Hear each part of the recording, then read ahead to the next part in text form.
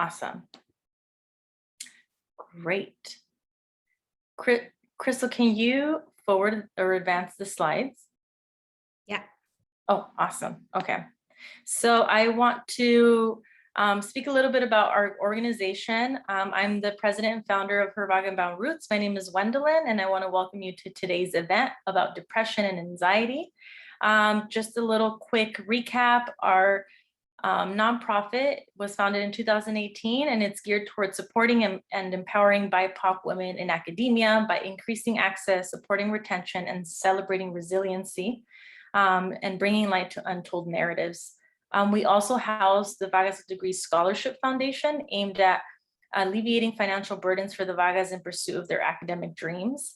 And actually this weekend, we'll be presenting our first scholarship in person at the Women's Empowerment Network Expo in Burbank, California. So we're super excited about that. I wanted to tell you also about the Vagando Towards Empowerment project that is part of the grant that we received from the Northeast Valley Best Start and the partners over at Los Angeles Education Partnership. We were awarded a $45,000 grant, and this is one of the reasons why we're able to put on all of these workshops for free for the public, for our community. And so with this grant, we decided to do workshops around education and mental health.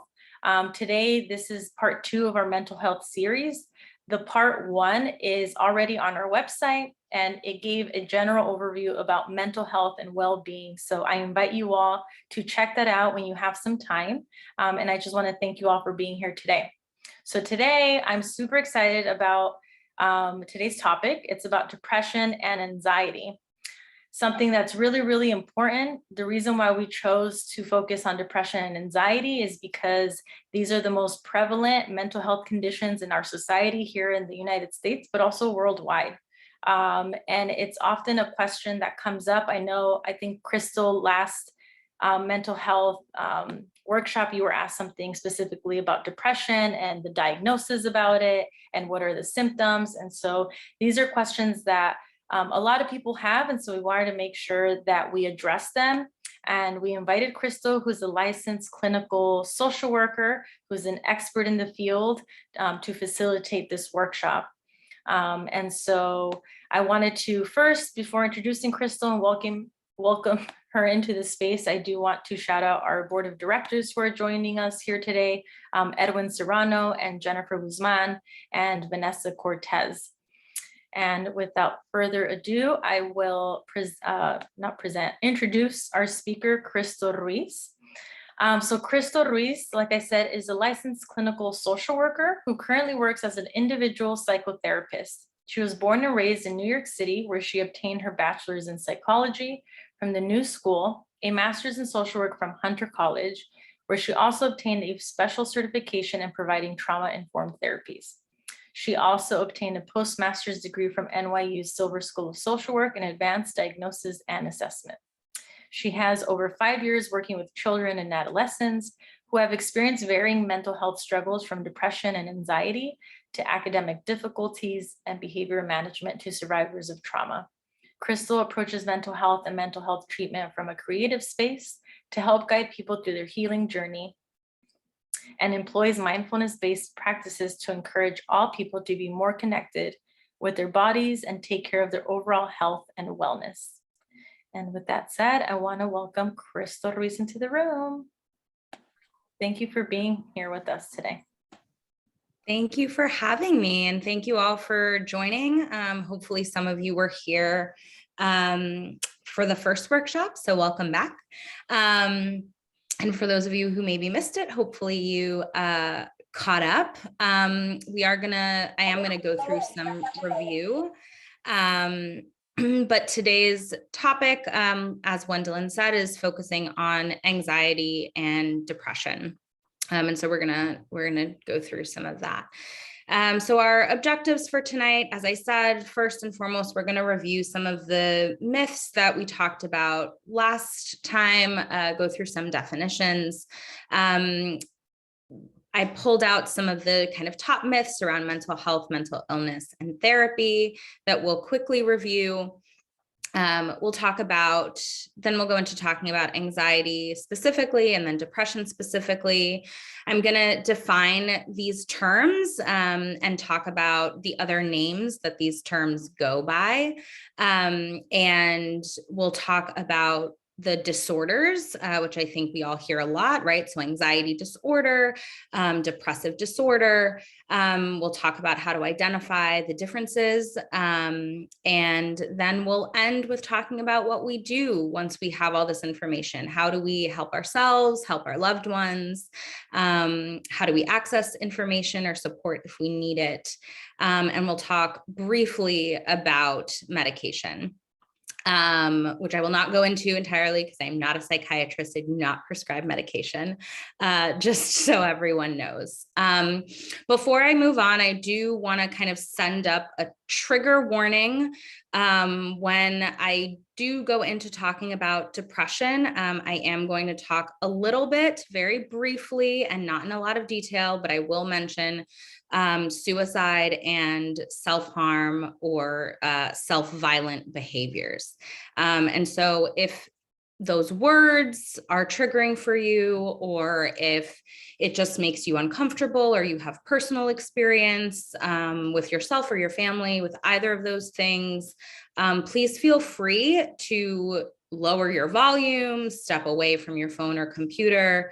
I don't want anyone to feel triggered. You can also feel free to privately chat me or anyone from the HVBR team in case you need some extra support. All right, let's jump in. So let's review mental health and therapy and some of the things we talked about last time. So we defined mental health and wellness as the ability for everyone to control and regulate these three important categories: our thoughts, our feelings, and our behaviors and actions. Mental health and wellness is also the ability to access and reach out to support from our personal relationships, whether that's friends, peers, family, and our communities. This could be your religious community, or any other community that you might be part of, your neighborhood, your school, your work and colleagues. So this was the definition that we came up with and that we talked about around mental health and wellness. As a reminder, mental health and wellness, if you're a person who's exercising their mental health and wellness, it does not mean that you never experience stress or sadness or anything of that nature, right?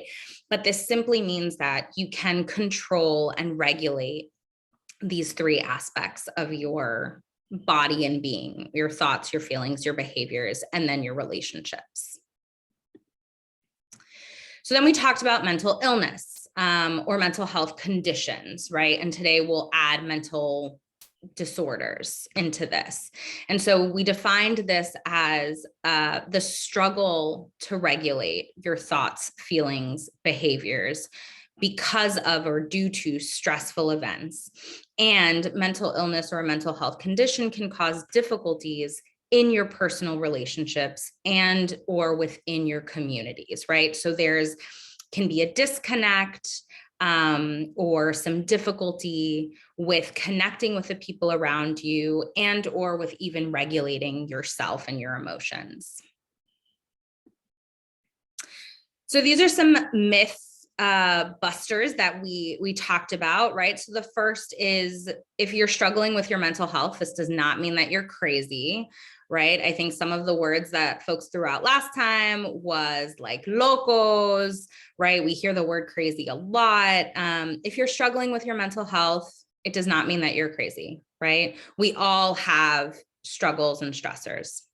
The second is that mental illness does not mean that you can't be helped, right? That you're helpless and that we should just kind of toss you to the side, right? There is help and support for anyone that's struggling at any level of intensity or severity. Then we talked about therapy.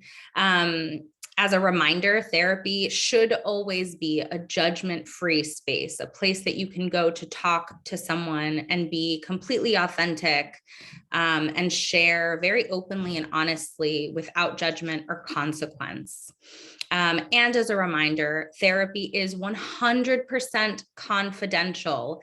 It is the law. Therapists, social workers like myself, psychiatrists, psychologists, mental health counselors, we are all bound by the same law that your medical doctors are bound by. And so as a reminder, if you do access therapy, anything you say in that space is confidential. And lastly, we talked about how therapy is for everyone for any reason. So whether you're someone that's struggling more intensely with things like depression and anxiety, which we'll talk about today, or if you're struggling with anxiety around a test or a performance review at your job, any levels of stress, any levels of struggle or challenges are valid and can warrant needing someone to talk to and finding that in a therapist. So this is why we're all here. So let's talk about anxiety. So some of you may be familiar with this. Some of you may not. I put this in here so that we all are on the same page. So the DSM, or the Diagnostic and Statistical Manual of Mental Disorders, is the guidebook that every therapist, psychologist, psychiatrist, mental health counselor of any sort, this is the manual that we all use to help us identify and name the symptoms that come up for people. And so this is where we get the terms like anxiety and depression. I want to be very clear that the DSM is not without its flaws, and it is not all encompassing of anything and everything that we as people might go through or experience. We are all unique and have different experiences, and this is merely a guide for therapists, psychiatrists alike, to really just help give folks a name for all of the things that they might be feeling and help them make sense and meaning of it. And it also helps inform treatment. Some quick history about the DSM is that as you can see on the slide, this is the DSM-5. So as I said, it's a guide and it's not perfect. And that is, you can see that by the number, right? This is the 5th edition of this book. For those of you that have ever seen it, it's like really, really thick and heavy. And it's important to know that this is the 5th edition, because what that means is people are constantly editing and rethinking about how we talk about mental health and mental illness, right? And so it's really, really important to understand that this is just a guide to help us as therapists and you as clients and people that might be experiencing these things, really just to help everyone make sense and meaning so that we can help each other and heal and move forward and find better ways of coping and healing together. So remember all of this as we walk through. So let's talk about anxiety. So as you can see in the corner, I pulled this from the slide where we talked about our body reactions, right? And so these are the parts of the body that get activated when we're feeling anxious. And as I said earlier, anxiety goes by lots of different names, right? Things that we say, just roughly translated, right? Ansiedad. Or how often do we hear, él es muy nervioso, right? Or we use that to describe a behavior, right? Something that we observe in someone else. So all of these words, and there are many more, I'm sure, are used to describe anxiety, right? And what all these terms have in common is they're based in our body reactions, right? In the things that we observe in our own bodies and things that we can observe in other people's bodies, right? And so if we think about this picture depicted of like the head being activated, the neck, the shoulders, the chest, the stomach, and we think about what kind of symptoms or what kind of reactions happen when we're feeling anxious or stressed, right? We think about these parts of the body being activated. And so the reason for that is our central nervous system is activated. And so we're talking about our brains and our spinal cords sending these messages to these parts of our body, usually in response to feelings around fear or uncertainty. So I want you to think about a time when you were really anxious. You don't have to share, though if you wanted to, feel free to throw it in the chat, but you don't have to. I want you to think about a time when you were feeling anxious or nervous or stressed, and try and remember the parts of your body where you felt that anxiety or that nervousness, or where you felt that stress. And I want you to hold on to that as we go through. So let's define anxiety. So anxiety is defined as an emotion that's characterized by feelings of fear, as we talked about, tension, right? Physical tension in the body. Again, thinking about the head, the neck, the shoulders, the chest, the stomach. It's also defined by worried thoughts. So worried thoughts about the future, the what ifs about the future. And then there are, again, these physical changes to the body, such as increased blood pressure. So if we go back to that picture of the parts of the body that are activated, right? And you think back to that time that I asked you when you were feeling anxious or nervous or stressed, do you remember your temperature changing? Do you remember feeling like your body temperature was rising? I know for me, when I'm feeling anxious or nervous, my face gets flushed. It actually might be flushed right now, which might tell you that I'm a little nervous and anxious as I'm presenting, right? So these are body reactions that we can see and experience. People who have these intrusive thoughts or concerns, the worried thoughts about the future, right, may try to avoid thinking about those things, right? Or might avoid situations that make them nervous or anxious. If you think about social situations, for someone who might be anxious around large groups of people, they might not go to a concert or to a crowded restaurant, right? Because they're so anxious about being in the crowd that they just avoid it altogether. Other symptoms of anxiety that are physical, again, in the body, are things like sweating, trembling or shaking, dizziness, and rapid or increased heart rate.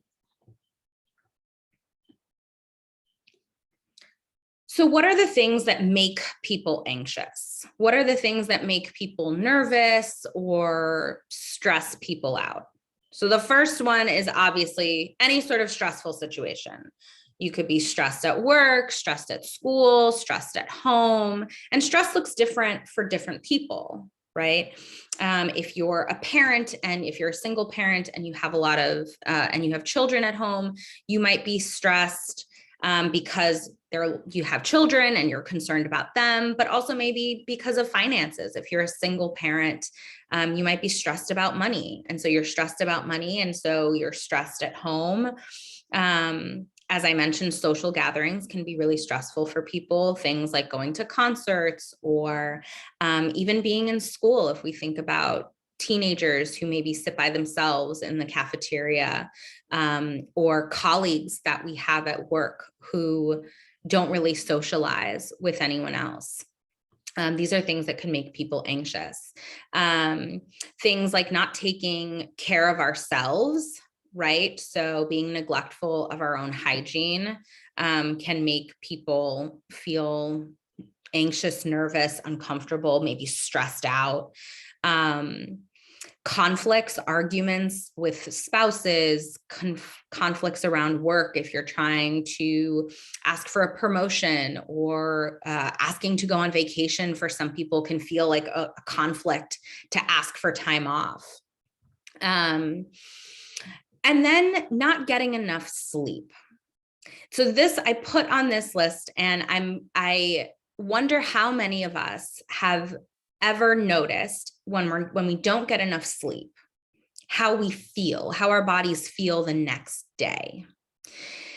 And I want you to think about that, because some of those same sensations that we feel after we didn't get a good night's sleep and we have to get up and go through our day, a lot of those body sensations are very similar to what we might feel when we're feeling really anxious, right? So there's kind of like a tingly sensation.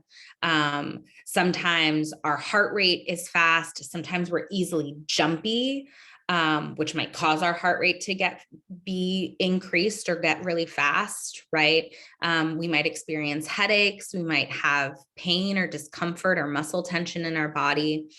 So it's really, really important. And you will hear therapists across the board talk so much about good sleep hygiene. So sleep is really important in managing any kind of stress, not just anxiety, and not just depression, which we'll talk about later, but really for any level of stress for your overall health, getting enough sleep is really important.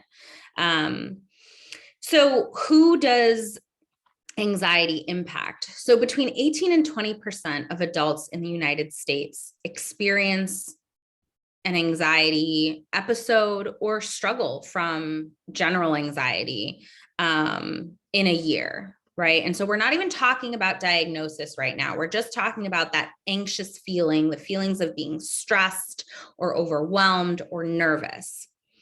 So many of us, arguably all of us on this call right now, myself included, have felt anxious at least once in the course of this year. And with COVID, probably more than that.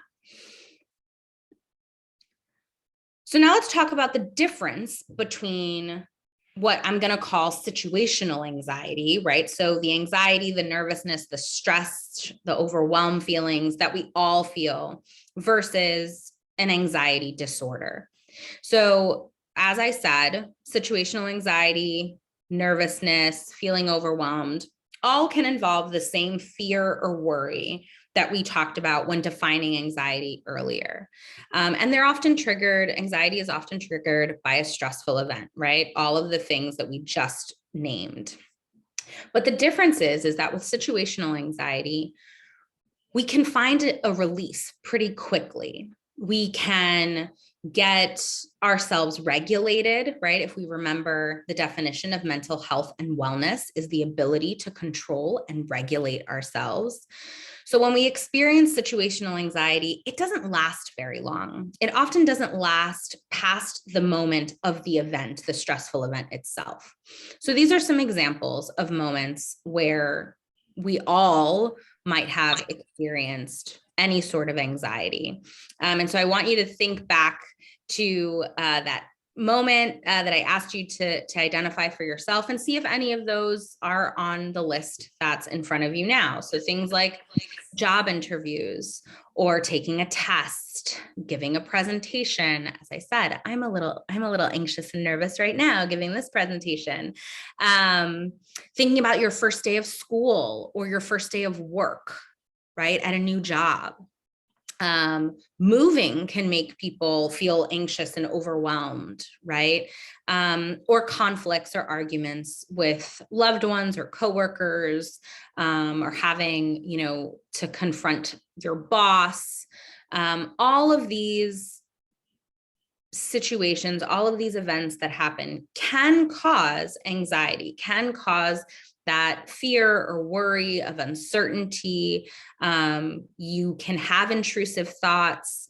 You can have all of those body reactions, the trembling, the increased heart rate, the muscle tension in your body, but it doesn't last past that moment. So once the job interview is over, once you're done taking the test, after you've completed your first day of work or of school at the new job or at the new school, there's a release that happens, right? And maybe that happens just by the day being over and you being able to take a deep breath.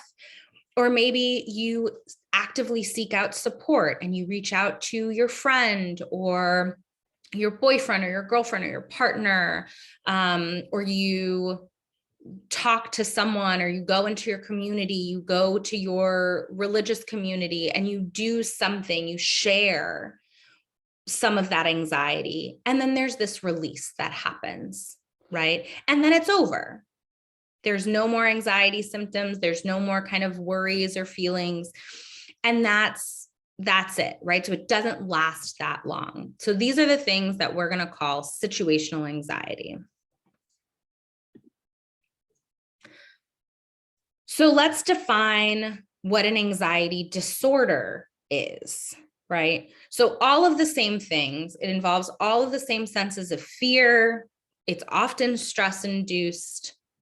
It comes with all of the same body reactions, restlessness, being tired or exhausted all the time, being irritable, that muscle tension that we talked about, trouble concentrating, right? So if you're having frequent worried thoughts or trying to avoid situations, it might be really hard for you to concentrate or focus on a task that you have to do because you're so worried. So the major difference between an anxiety disorder and what we just called situational anxiety is the persistence. So how long do these symptoms last? How long are you experiencing these very real mind and body symptoms? And so for anxiety disorders, they have to be persistent for most of a day, for most of the week, right? For at least 6 months, 6 consecutive months, right? And so what does that mean? So that means that for 5-6 hours of any given day, you're feeling one or all of these symptoms, right? And it lasts no matter what you do, it just kind of keeps going and you keep feeling it, right? And you're not getting enough sleep and you're feeling really tense in your body, and maybe you're pulling away from friends or family, right? And so it's lasting for longer than just the situation. So one of the most common anxiety disorders is called generalized anxiety disorder. There are many, many anxiety disorders. I pulled out the most prevalent, but you should know that there are multiple. But so these are some of the criteria or the things that need to be met that one needs to experience to get an anxiety disorder diagnosis. So things, again, like excessive worry. It also has to interfere with psychological functioning or your daily activities or behaviors. So what does that mean? Again, disconnection from family and friends or your community, right? Your worried thoughts get in the way of you being able to focus or concentrate on anything. And this could be from your job, from the tasks at your job, to maybe you're not even able to sit down and read a book or listen to music because your thoughts are just racing so fast. It also affects your body, right? So the functioning of your body, if we're not sleeping, if we're not eating right, if we're feeling lots of tension in our body, all of these things interfere with our daily activities. Again, persistence and the frequency of these symptoms, right? So they're lasting for longer than just a few hours. They're lasting for days at a time, months at a time, and really getting in the way of you being able to do things that you once were able to do. So before I kind of jump into talking about depression, I just want to pause for a second and see if anyone has questions about anything related to anxiety. Feel free to throw them in the chat. I'm not going to for too long because I know we're going to have time for questions later. Nomás queremos tomar un minuto para anunciar que la presentación es en inglés, pero si ocupan alguien que pueda contestar preguntas que tengan ustedes después de la presentación, podemos tomar un minuto para hablar con ustedes. Pero también recordarles, tomen un minuto para confirmar su nombre en la enlace que estamos poniendo en los comentarios. Thanks, everyone. Just make sure you're signing in for this chat, please. All right, thanks, Edwin. Okay, so now let's talk about depression. So we're going to go through the same kind of concept, right? So here's the image of what depression looks like in the body, right? I want you to notice that the color is different, right? With anxiety, the colors were oranges and reds and yellows, right? Which usually indicate heat, right? And so that was connected to the rise in blood pressure that we talked about. With depression, the colors are blues, right? These like dark blues, these light blues, and it's in our extremities. So our heads, our shoulders, our arms, our hips, and our legs, right? So I want you to kind of hold on to this image as we go through. Again, some of the words that we use to describe depression, right?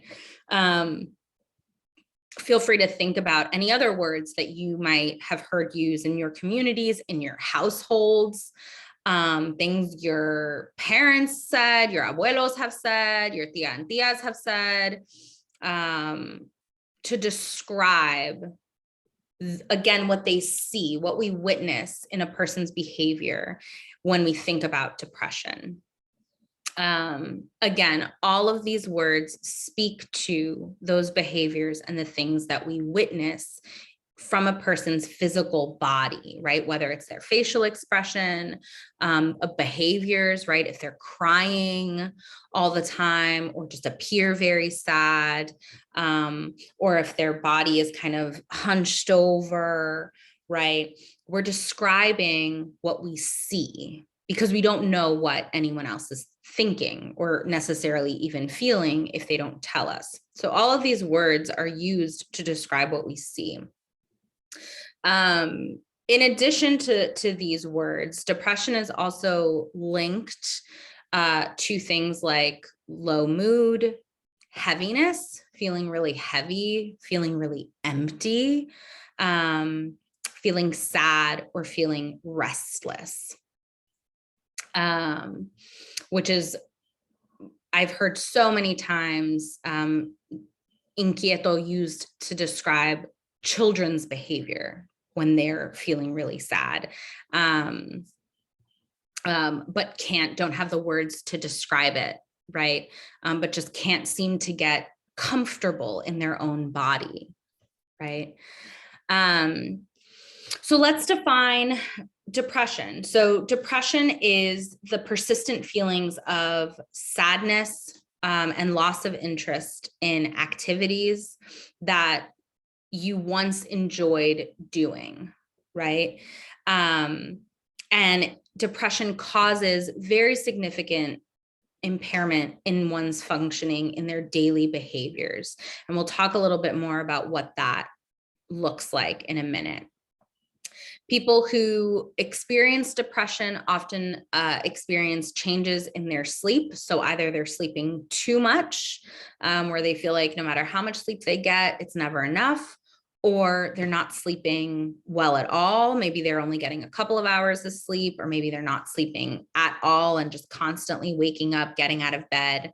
Again, that restlessness, a loss of appetite can also be a sign of depression. Low energy levels. If you're not sleeping or eating properly, you're not going to have enough energy. Again, low concentration, low self-esteem, and any changes to daily behaviors, right? So if we think about someone who really enjoyed to wake up every morning and go for a run, and all of a sudden hasn't gotten out of bed in days, isn't getting up to go for a run, maybe isn't even getting up at all in the morning, but getting up really late in the afternoon. These are types of behaviors that we can observe in someone else that might tell us that the person is depressed. Other symptoms, again, as we talked about, can include the lower body temperature. So feeling cold is often why lots of people who are sleeping a lot are constantly under like big heavy blankets, or are dressed in like hoodies or sweatpants, right? Because there's a change, a physical change in body temperature. Again, irritability, something called brain fog. So if you've never experienced brain fog, basically what that means is think about trying to get a book off of a bookshelf and not being able to grab the book. So you can see the bookshelf, you can see the books, but you go to grab it and you just kind of keep slipping, right? So brain fog for folks who are depressed and even, experiencing anxiety or other stressful situations, brain fog is really just this inability to grab on to words or to form sentences. Sometimes they lose their train of thought altogether, right? So just this real inability to access words and language to describe or communicate how they're feeling. And lastly, and this was my trigger warning earlier, thoughts of suicide and self-harm are kind of the key component that are linked to depression when we're diagnosing major depressive disorder, which we'll get to in a second. So let's talk about what can trigger depression or a depressive episode, right? So again, remember, as I said, we all experience sadness. We all experience stressful situations. And so when we think about a depressive episode, it doesn't necessarily mean that someone is clinically depressed, right? And we'll talk about clinical depression in a second. But there are two major triggers or reasons why people become depressed. And those are loss, so a feeling of loss or having lost something or someone, or feeling disconnected from someone or from a group or community, right? So these are just a list of some, not an exhaustive list, but a list of some things that might trigger a depressive episode for someone. Losing a job, losing money. If we think about, folks who might have been promised a certain amount of money when someone passed away and then didn't get it, or promised money from a job that they did and then didn't get it, or from a scholarship and didn't get it, right? That loss can cause someone to feel really bad and to fall into a depressive episode. The loss of a loved one. So feeling grief or bereavement can trigger a depressive episode. Breakups, whether they're with friends, romantic partners, loss of possessions, right? So if we think about someone who has been robbed, or someone whose home caught on fire and they lost things that were really special and precious to them. Disconnection from a community of people, right? If we think about bullying or being, kicked out of a community for whatever reason, right? That disconnection from people can really trigger a depressive episode. Things like a loss of status or respect can also trigger a depressive episode. And then the kind of hallmarker is childhood trauma, or any trauma can trigger a depressive episode. So things like abuse or neglect as a child typically can trigger a depressive episode as a child, but can also trigger a depressive episode for an adult later in life. But any sort of trauma. And then lastly, genetics. And I put genetics in here because as we go into talking about clinical depression, genetics and biology is really, really important to know. So if you have anyone in your family, parents, siblings, grandparents that have suffered from clinical depression, which we'll talk about in the next slide, there is a possibility that you might be more vulnerable in these situations to experience a depressive episode purely based on your genetics. And we'll talk a little bit about what that looks like in a second. Approximately 7% of all adults in the United States will experience at least one depressive episode in their lifetime. I would argue that we probably all have had at least one experience on this list. I know that I've gone through breakups.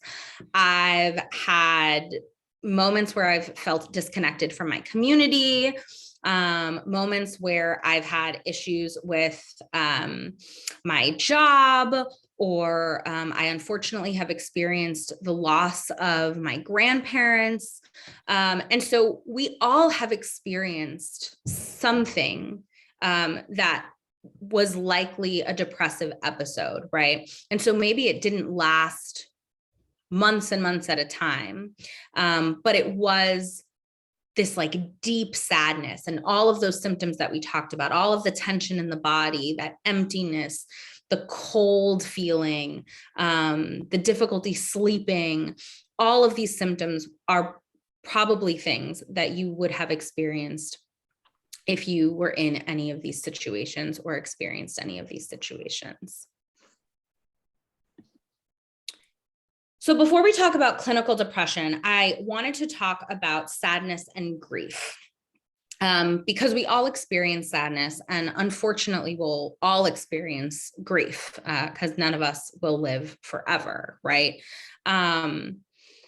Most people can find relief or find the release of their sadness or of their grief, right? Again, being able to control and regulate our emotions by crying, by talking with other people, whether friends or family members. And that release happens fairly quickly. And we can move forward with our day and our lives, right? But when we think about clinical depression, and we think about that sadness or that low mood, we're talking about the increase of intensity of those feelings. So rather than feeling relief and feeling better as the days go on, you're actually feeling worse. You're feeling it more intensely. You're finding it more difficult, more challenging to move through your days. And usually this lasts for 2 weeks, right?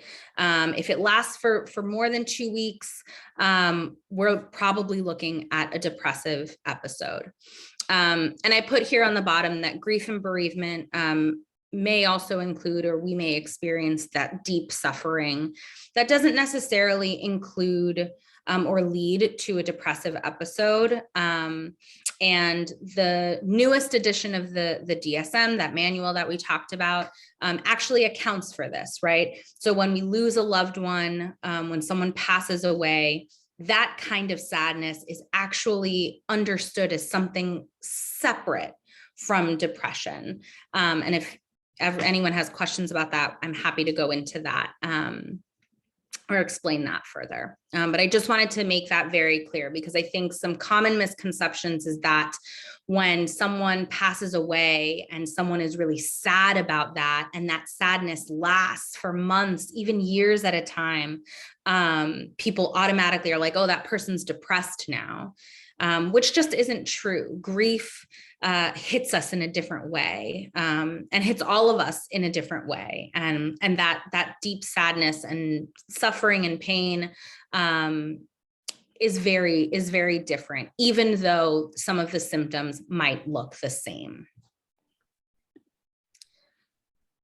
So let's talk about clinical depression. So there are a lot of depressive disorders, similarly to the anxiety disorders. I pulled out major depressive disorder because it is the most common depressive disorder that we diagnose. So all of those, the same symptoms that we've been talking about with depression apply. Low mood, lack of motivation, loss of interest in activities. In addition, feeling things like feeling discouraged, feeling hopeless. And again, the difference is that the intensity is increasing, right? So it's not going down, it's going up. It's getting more intense. You're feeling worse as the days go on.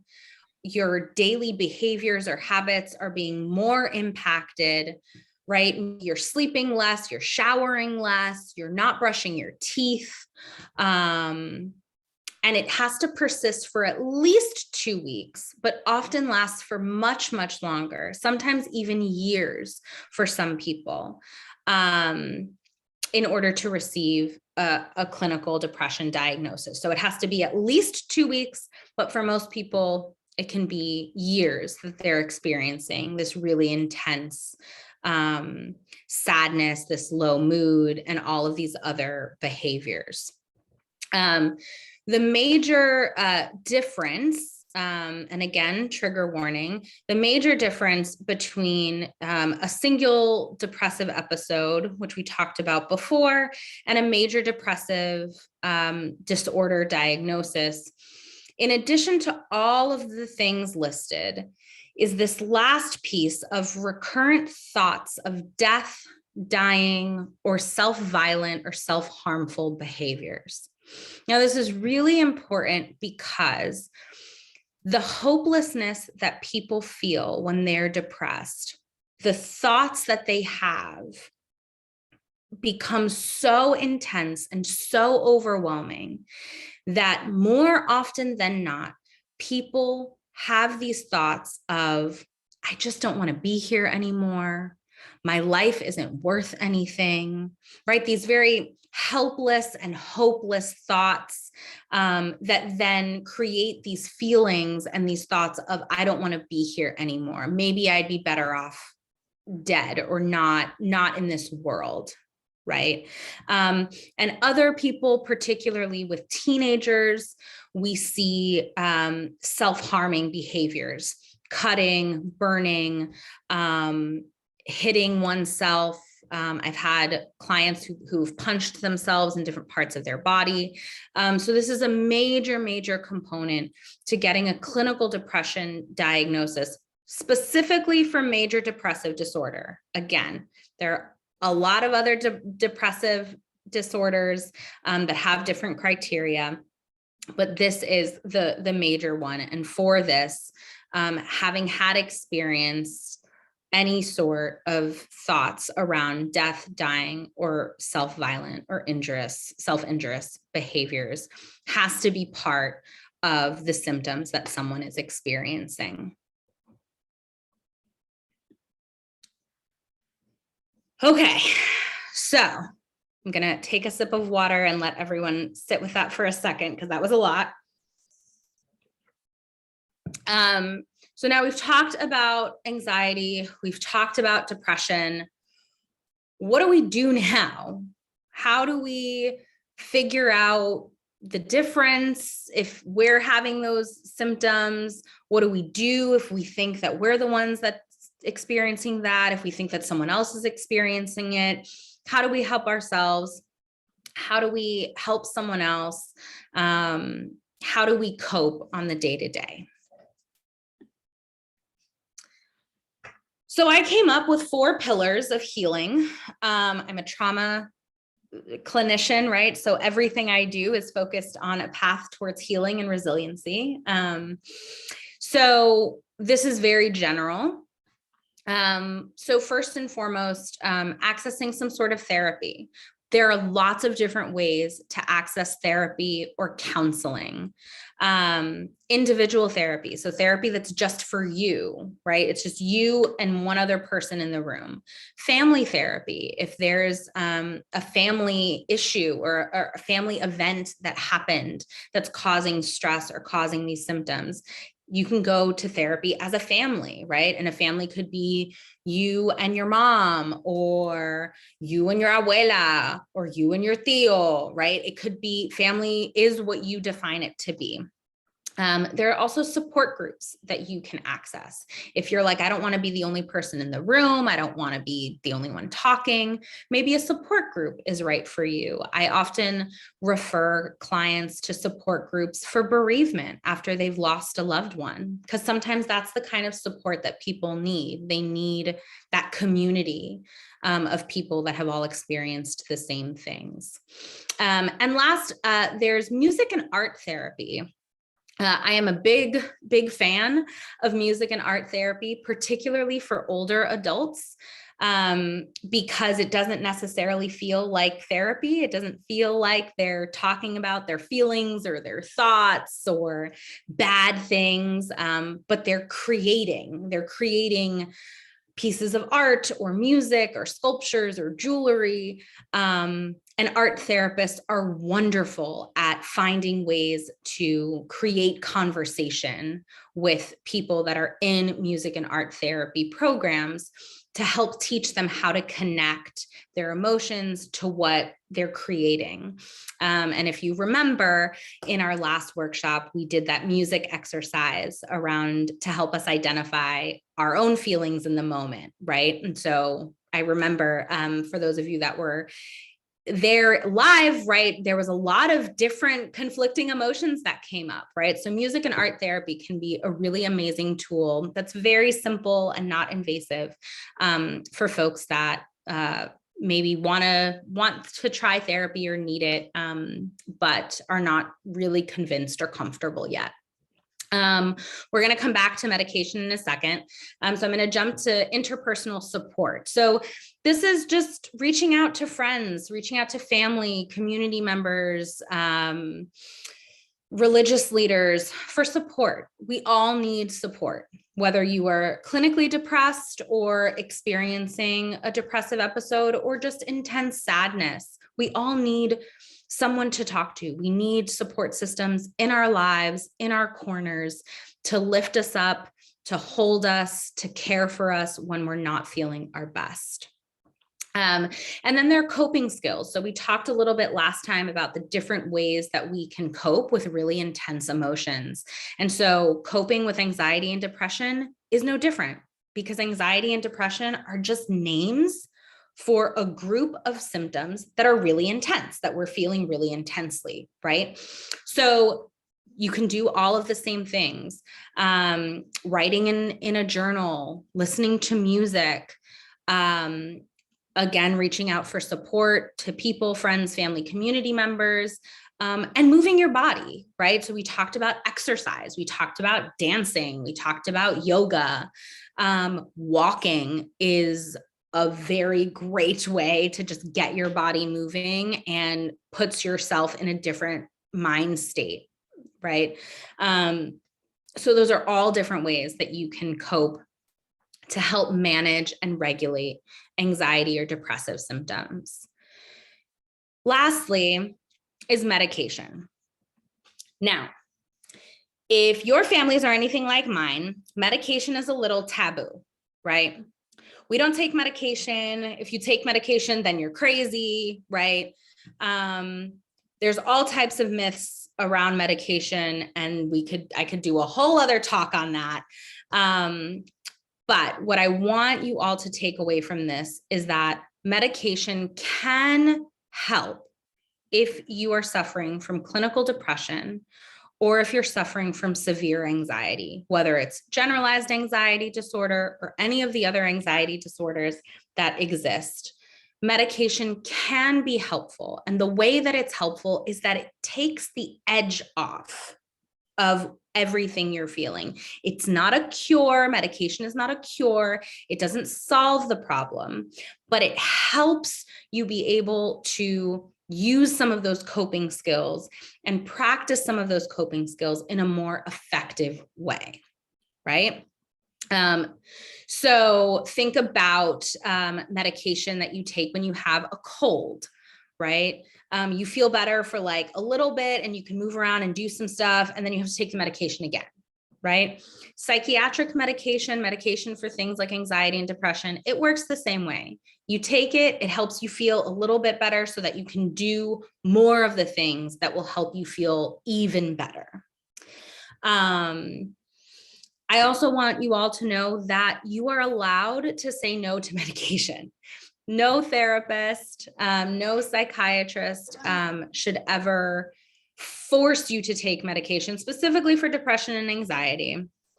But if that is the recommendation, know that you're allowed to ask questions. You're allowed to ask questions of your provider, your doctor, your therapist, to talk about what medication is right for you and what your concerns are, what your worries are about taking medication. So while it can be helpful on your healing journey, it is not necessary and is always something that you should feel comfortable talking with your provider about. Okay, so wrapping up, if you are presently experiencing, if you're on this call today, if you're watching later and you went through this whole talk with me and you're like, I'm feeling some of these symptoms, I don't know what to do, please take a breath, take a deep breath, and promise me that you will not self-diagnose. It is not your job. There are professionals out there. This manual, the DSM, this guide, therapists are trained to learn how to read this.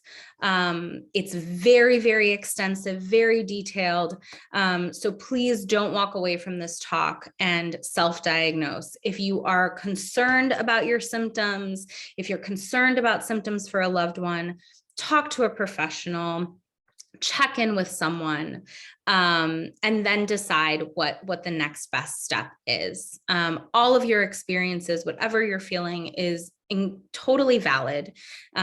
You all deserve support from your communities, from your families, from your partners and friends. And remember that in order to achieve mental health and wellness, right, to be in that stable kind of state, we all need support because we all experience sadness and stressful events. Feel free to use the coping strategies that we've talked about in this series. So both in the last workshop and today. They will help you regulate your emotions. They will help you learn to communicate your emotions and your thoughts to other people. And maybe that'll be enough. And if not, it'll help you manage until you can meet with a therapist or a counselor or get some professional support if that's what you're looking for. If you're interested in therapy, give it a try. Therapy, you can have one session with a therapist and feel it out. And then if you hate it, you never have to go back. It's okay to try it out and see how it feels.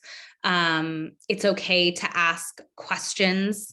Remember that you're in control of your own health and wellness. If you don't make an effort to take care of yourself, and to take care of your emotional self and your mental self, it's going to be really hard for anyone else to help you. And lastly, I know medication can be intimidating and scary, but as we talked about last time, if we take medication when we have a physical injury, if we take medication for things like diabetes, or when we have strep throat or an ear infection, we take antibiotics when we have an infection in our bodies. Psychiatric medication for anxiety and depression shouldn't be any different. right? So the same questions you would ask your doctor about antibiotics for an infection are the same questions you can ask a psychiatrist about medication for depression or anxiety. So I wanted to end today. I got a really great question at the end of our last workshop that I didn't get to answer live, and it felt really important to give you guys this information. And so really, really quickly, I wanted to just go through how you can find a therapist that's a good match for you, whether you're doing individual, family, or group. And so the first thing is to think about the things that are non-negotiables. So the things that you don't want to compromise on. So for a lot of people, this is about insurance or price. Like, does the therapist that I want to see take my insurance? How much is it going to cost me? What's their schedule like? When are they available? I have clients who ask me, Crystal, do you work on weekends? Because weekends are the only time that I'm available to have a weekly appointment. Other things to think about are, how old do you want your therapist to be and feel comfortable with in that space? I will tell you that most therapists won't disclose their actual age. I don't, but I do have clients that have asked, to meet with me because I am under the age of 60. Right. And for young people, they don't want to talk to someone that's so much older than them. Right. Maybe that's not the case for you. Maybe you do want someone that's older. So thinking about the age of the therapist could be really helpful for you. And then other things like the race, ethnicity, or spirituality of the person are all things that you can search for and ask about, respectfully, when you're looking for a therapist. And so lastly, here are just a list of questions that you should feel comfortable and empowered to ask during an initial intake appointment or during a consultation. Some therapists will do a phone consultation, so 15 to 20 minutes before they actually meet you in person, to get a sense of why it is you're coming to therapy and to see if they're a good fit for you. But remember that in an initial therapy appointment, that first appointment that you have, the therapist is going to be asking you a lot of questions, your background, what brings you in, what you're struggling with. And while that's important for them to get to know you and why you're coming to therapy, it's also really important, and you're right, to ask the therapist questions that you feel like are important to you. So these are just some of the questions that I get asked a lot during intake appointments with my clients. And the two that I love the most, that I think are pretty important to point out, is asking your therapist or potential therapist how many clients they've worked with that have a similar condition or struggle or experience to the one that you're coming in with. And the reason why this is important is it'll give you an idea of how much experience this therapist has working with someone that's experiencing what you're experiencing. And it'll give you some comfort in knowing that, okay, I don't have to explain so much because this person already gets it. They have an understanding. And then the other one is asking your therapist how they would approach a situation where you might disagree with them, where they might say something to you or offer you something in the session that you disagree with. How might that conflict play out, right? Because it'll give you an idea of how comfortable you might feel with them, how comfortable they might feel with you, because at the end of the day, therapists are human too, and we might not always agree, right? But at the end of the day, it's your therapy session and it's about you and what you're coming into session with. And so you always want to make sure that the therapist gives you that kind of feeling or feedback that no matter what is happening, it's about you. And that's it. Thanks for listening. And now I think we'll open up for questions. Gonna see if there's any questions already in the chat.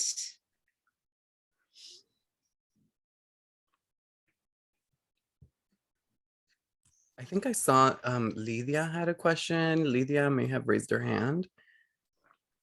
Lydia, si nos Oh. está escuchando. Hi, yes, my name is Lydia.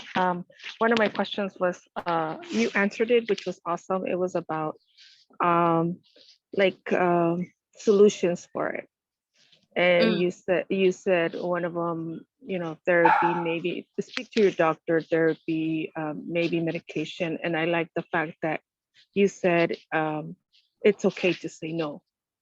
I don't want to take the medication. A lot of people, it's like you have a cold and you have to take the medication so you can feel better. It's wonderful to know that you have that option. A lot of people don't think they have that option. So I love that you said that. And activities, walking, music, art. I love that you said that. Thank you very much for the presentation and for everyone who made this possible. Wonderful, wonderful. Thank you very much, everybody. Thanks, Lydia. I'm so glad that it was helpful for you. And you're absolutely right.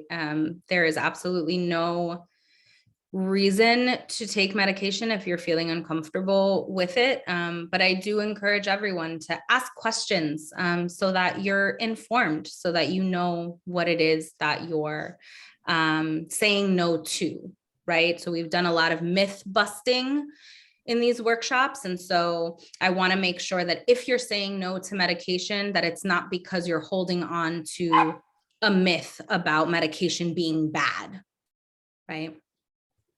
I see a hand from Marcela, whose username is RSN, but that's Marcela. Buenas tardes. I want to make apologizes while I want to speak Spanish. This is for my first language. My English is not very fluent. Está but bien, está try bien. to say. Estoy así con el RSN, no sé, puedo cambiarle mi nombre. Yo pienso que en nuestra comunidad hay de diferentes tipos de desórdenes emocionales. Y más en estos momentos que hemos estado viviendo la pandemia, tenemos muchos desórdenes emocionales, y no nada más a profesionales. Aquí incluimos todos, desde el político hasta nosotros las amas de casa. Todos, yo pienso en mí, esto de lo emocional también es a veces por los cambios tan drásticos que se hacen muchas veces. Es como si nos vamos a cambiar de una casa, ¿verdad? Es terrible, si nunca se han cambiado, pues los felicito, pero a mí me ha tocado cambiarme y de verdad, a lo último no sabes ni qué hacer hasta con del rollo de papel de baño, cómo lo vas a acomodar en otra casa si tienes menos espacio. Entonces, tiene uno que trabajar la mente para decir que quiero, que no quiero. Entonces, cuando llegan ya llega uno a decir, bueno, ya, lo dejo ir, todas estas cajas para donar. Entonces, más o menos así pienso que es como el desorden. Y gracias por lo que entendí de la medicación y todo eso. Siempre nos quedamos pensando que necesitamos ayuda mental, pero ya piensan que dicen, oh, ya están locos, ¿ves? Ya ni esto, ya ni lo otro. Pero no, son secuelas que a veces tiene la comunidad o tenemos más bien toda la sociedad, que tenemos altas y bajas. Muchos por pérdidas de familiares, por pérdidas de, a veces estresa más una pérdida económica que lo emocional. Y eso es muy duro para toda la comunidad. Tenemos que pensar, ok, ya se fue eso, se va y ya, me da otra nueva oportunidad. Pero eso es muy importante. Perdón, mi perro.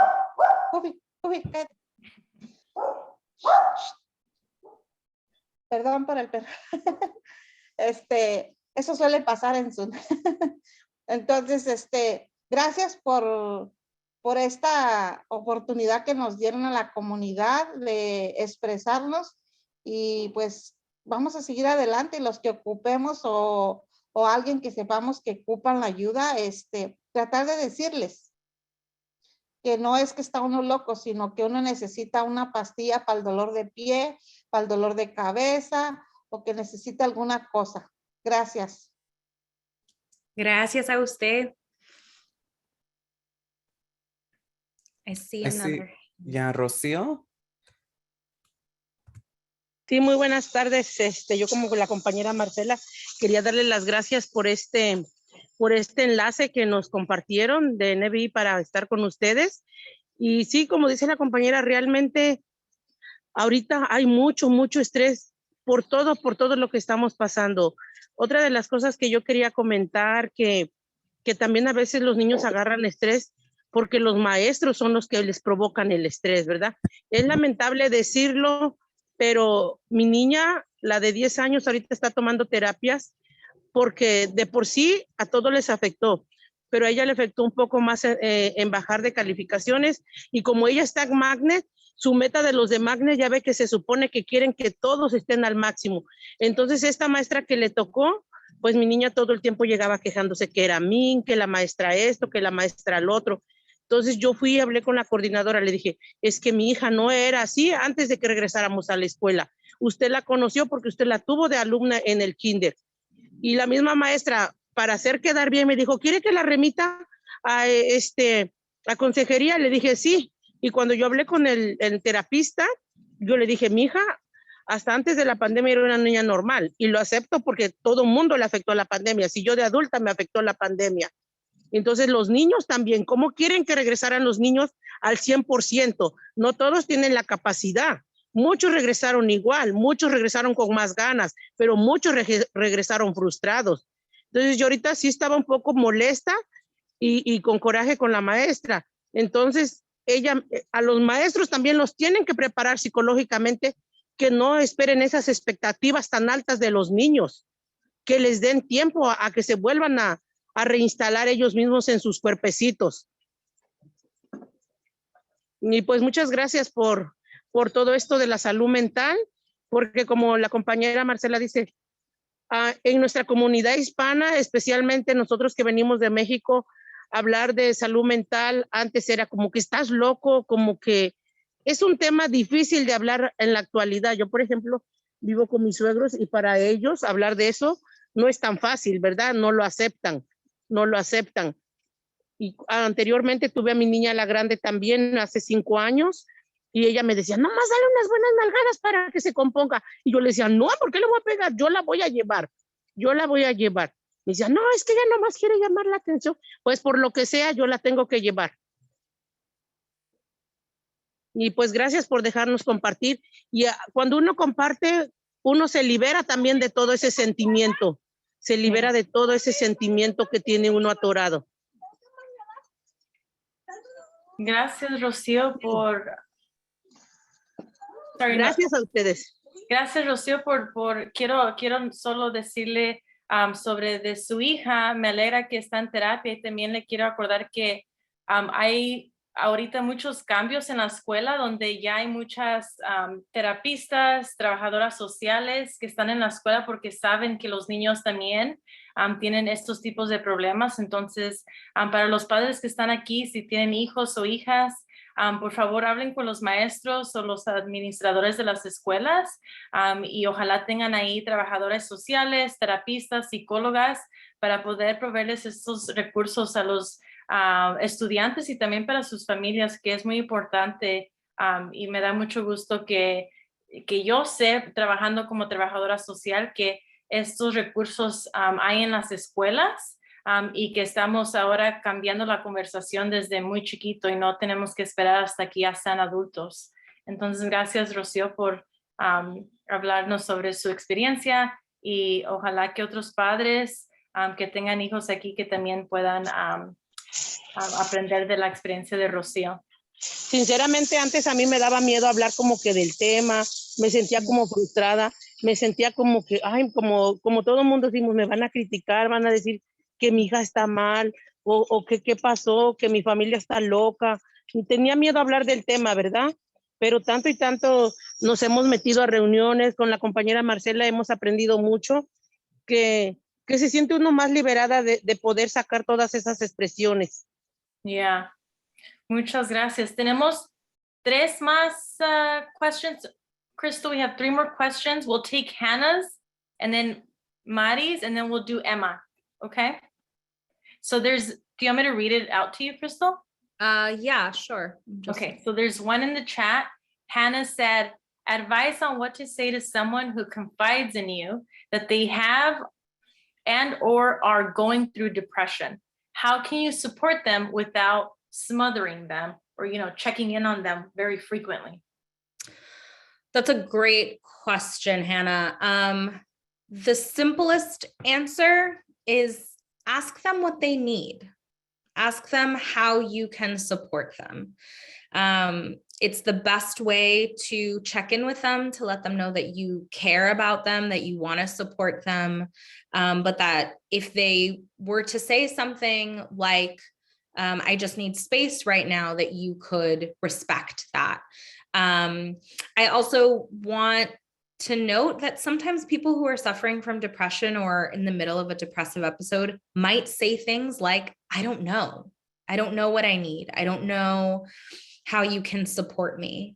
And so in those instances, my advice to you would be to pick one thing, one way to check in with them. Maybe it's checking in with them via text or phone call, or scheduling a weekly FaceTime or video chat, or going to see them in person if that's something you can do. But picking one thing to do and doing it consistently. But hopefully they will be able to tell you what it is that they need or want from you, and then you can do that. Thank you, Crystal. We had a question from Mari, but it was answered. So then now we'll move on to Emma. Emma, si nos está escuchando, ¿tiene una pregunta? Sí, buenas tardes. Yo sí tengo muchas dudas, ¿verdad? Y una de ellas es, digamos, mi hija, pues yo la veo que digamos, es tímida. Ella últimamente han pasado cosas que no han sido, digamos, normales, porque, digamos, el maestro me ha dicho que ella, digamos, le enseña al maestro y ella el maestro ve y lo hace bien. Al pasito del tiempo pasa y ella ya no sabe nada, ¿verdad? Entonces, una ocasión ella me platicó, y solo una vez fue que me ha platicado que ella se frustró porque dice que y la pusieron a hacer un trabajo y que la hizo, y a la hora de revisarla, todas sus cuentas estaban mal. Entonces ella se puso a llorar y dice, pero yo lo sabía hacer, ¿por qué todas me salieron mal? Entonces ella me dijo y me dejó pensando que dice que ella escuchaba una voz que le decía que era tonta, que ella no podía. Entonces, digamos, eso es lo que me dejó pensando, ¿verdad? Digo, tal vez que nomás ella se imaginó, o es cierto lo que está haciendo. Digo, voy con la doctora, voy con la escuela, o digamos, ¿qué hago, verdad? No sé si ustedes pudieran darme alguna sugerencia, o así como dijo, que si uno quiere tomar terapia para ver que si se siente cómoda o siente que le ayuda, no sé qué me pudieran sugerir ustedes.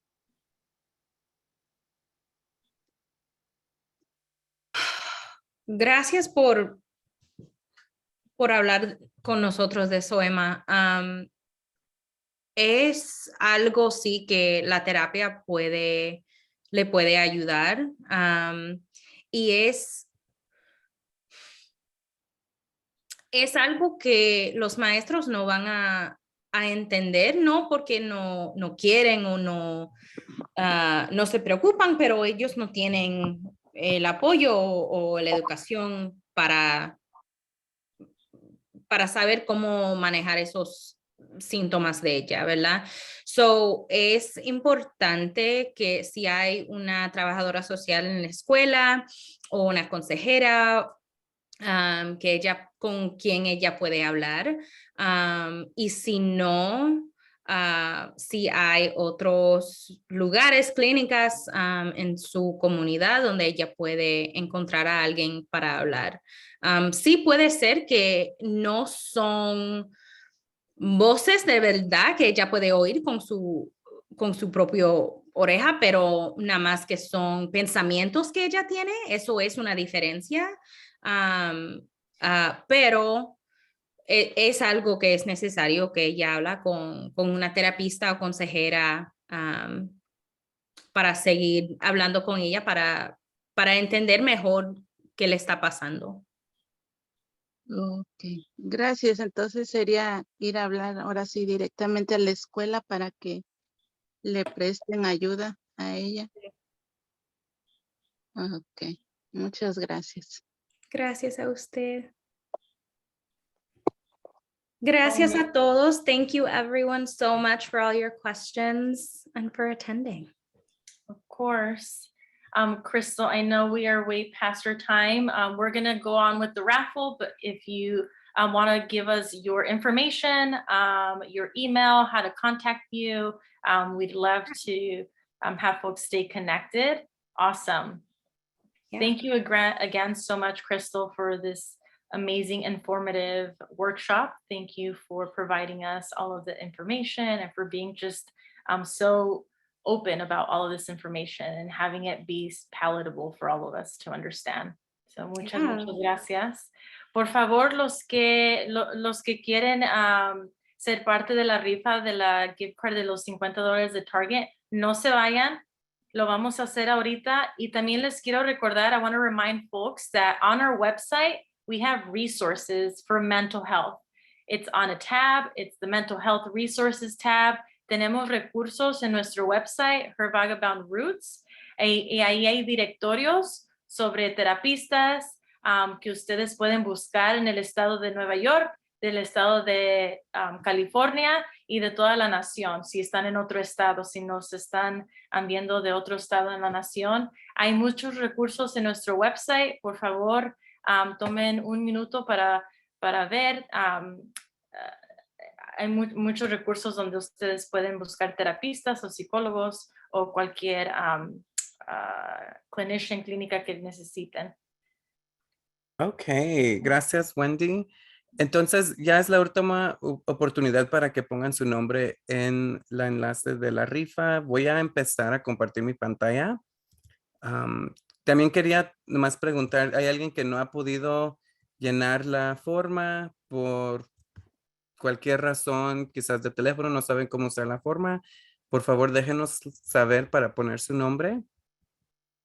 Le voy a dar un minuto. Yo lo Tengo registré una pregunta. supuestamente, pero no sé si quedó bien. Chequeo. Se llama Rocío Lucero, ¿verdad? Sí, por favor, gracias. Sí, aquí ¿Eso está. nomás era imprimirlo?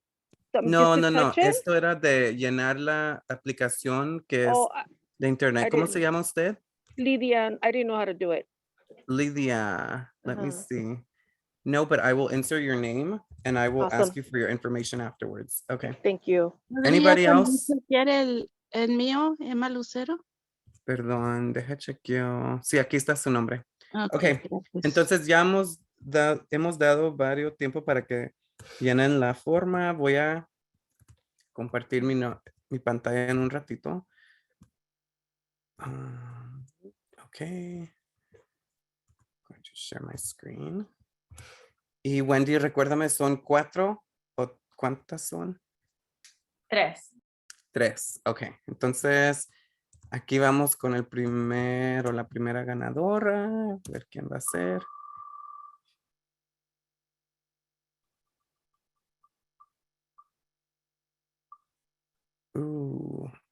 Griselda. Griselda, are you here? Parece que es Griselda Mitchell. Okay, are we gonna accept her or not, Wendy? Do they need to be here? Yeah, they need to be here to claim it. So All right, okay, so I'll do this Yeah. again. Una vez más.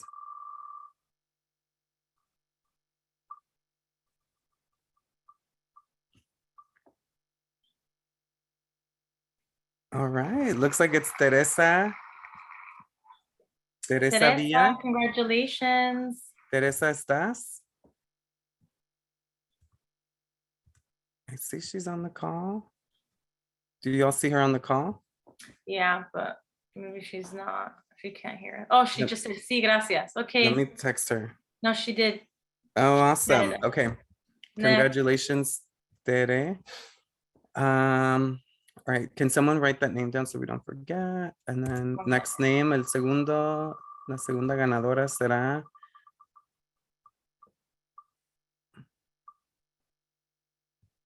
Gloria. Felicidades, Gloria. Yay, thank you. Of course, Gloria. Congratulations, Gloria. Thank you for being here with us. Para Tere y Gloria y todas las ganadoras, vamos a mandarles la tarjeta de regalo por correo electrónico. Por favor, estén pendientes. Y la última ganadora es Drum roll. Camille. Ooh, Camille. Congratulations. Thank you guys. Thanks Yes. for being here. Thanks for being here. All right.